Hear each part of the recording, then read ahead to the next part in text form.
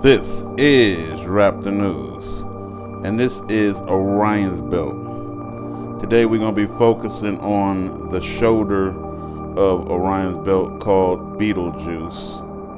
Say that 3 times. Anywho, Betelgeuse, the Orion's Belt, is called the Hunter. If we read the scriptures, we know that the Hunter is referred to as Cain and Esau. And basically, supposedly, Betelgeuse is a star 100 times larger than our sun. It's not that big, but way larger than our sun. And I'm winging this off the top of my head. I'm not going to give you fact for fact for fact for fact, because basically I'm only looking at it as the sign. And so basically this could possibly be an end time sign. Like God said, there will be signs in the sun and the moon, there'll be signs in the stars, there'll be signs in the heavens.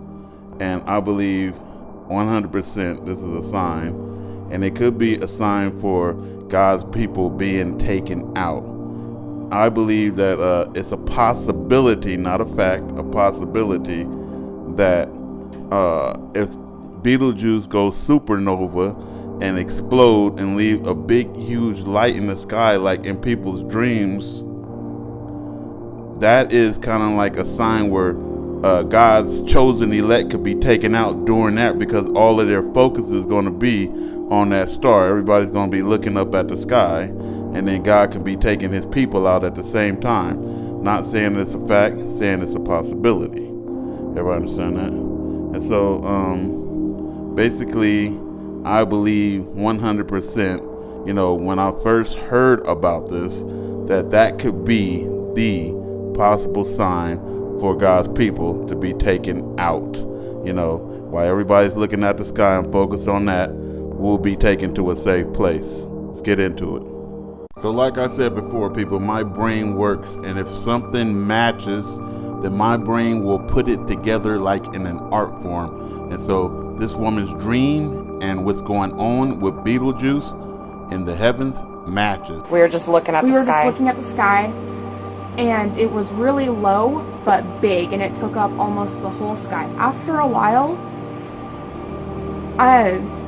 a planet that I thought was Saturn started appearing. It started overlapping over the moon. But it started to fade in. It just appeared out of nowhere. Okay.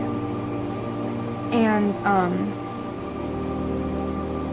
it was kind of freaky at first, and then all of a sudden the moon started to do this weird kind of charging effect, and it was emitting like this kind of light, and it looked similar to this. Okay. And that's how it emitted.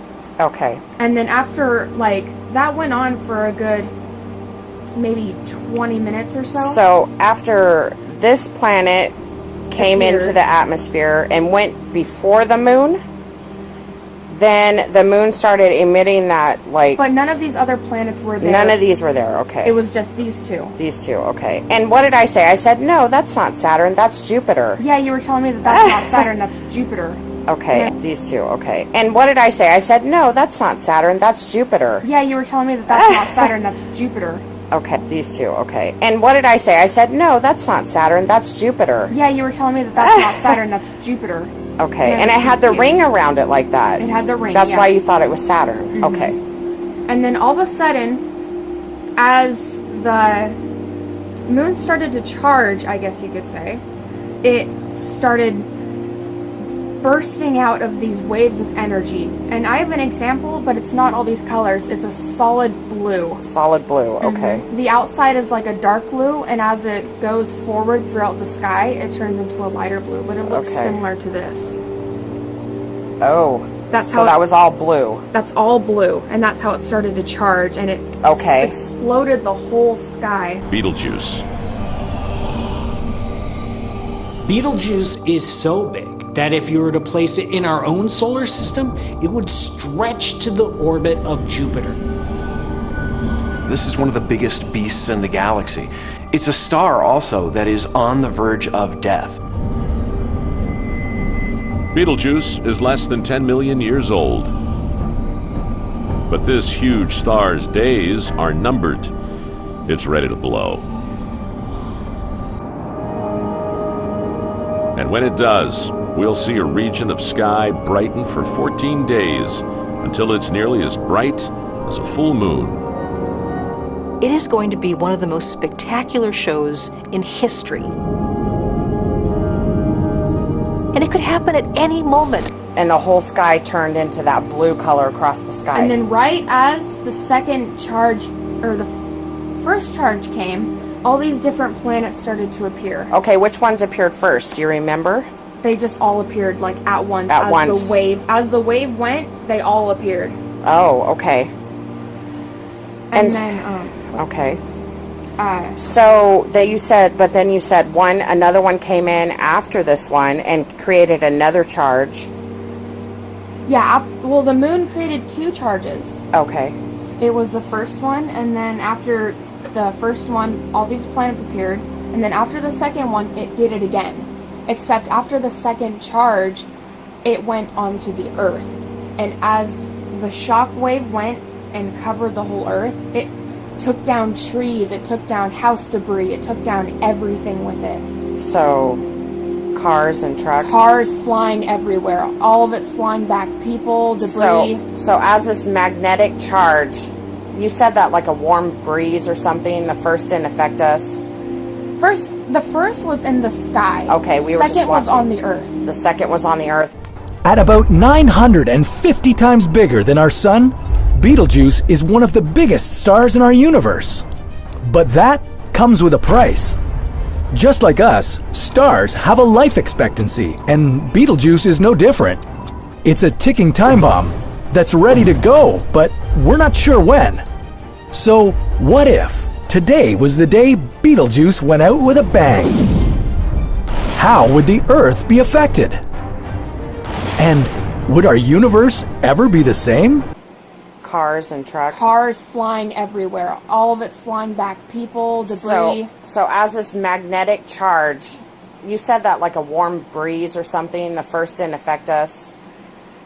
The first was in the sky. Okay, we were just watching. The second was on the Earth. The second was on the Earth. What sort of damage could an exploding star do to Earth? Well, think of stars as being like nuclear power plants. If they explode, you're looking at a disaster of cosmic proportions. Anything within 50 light years of the exploding Betelgeuse will suffer massive shockwaves and be inundated with dust and radiation. Will you survive the celestial eruption? That's when the shift's very quick vision that the Lord gave me. The Lord took my spirit of the earth, and I remember the Lord saying to me and showing me a cluster of stars, and He said, "This is Orion's belt." And I saw a road between the clusters of stars and Earth. And some of the stars, well, most of the stars, I saw them jumped onto the road and traveled down until they reached Earth, and they were all jumping onto the Earth, and then the vision ended. When I woke up, I said, Orion's belt. What is Orion's belt? I have never ever heard about Orion's belt. And I went on the internet, and yes, there is some stars, I think, that is called Orion's belt, and I think that God is speaking here, although I don't fully understand the vision, but I believe that the Lord is saying something, and I believe that the answer will come to me very soon. So I was going to make this video very deep and entailed, but I decided not to at the last minute because it's going to be like hours explaining what I'm trying to explain, but I'll say it in short. It seems as though when God created the star system out there, the star system tells a story, you know, and that's why we point to Orion and all these things. It's being exploited by demons, you know, by the Satans. It's been exploited, but the star system itself tells a story that points towards God. Being exploited by demons, leans more towards demons and Gentiles. It's like worship them as gods instead of God. And so basically Satan takes everything and he kind of like twisted it all around. But if you look at the star system, once you start understanding the order of the star system, and that all of these things have order and everything else, all of that point towards the creator, not the creation. And so basically our 400 years of captivity is done. The 70 years that Israel was supposed to spend over there, the false Israel, is done. The Magog and Gog war is on. The earthquakes, the volcanoes, the fire coming down, meteorites, the oceans rising and everything else is all happening. There's nothing left, folks, except for boom. That's all I'm saying. And then while saying that, God is not playing with sinners. You can keep trying to wash things in the blood of Jesus, but you ain't going to be able to, and you're going to regret taking that path. Stop sinning. Get your life completely together that is satisfactory to God. You're not going to hide one single fact from God. He knows everything that you're doing. And you will go to hell if you play with your life right now. You have been warned. This is Rap the News.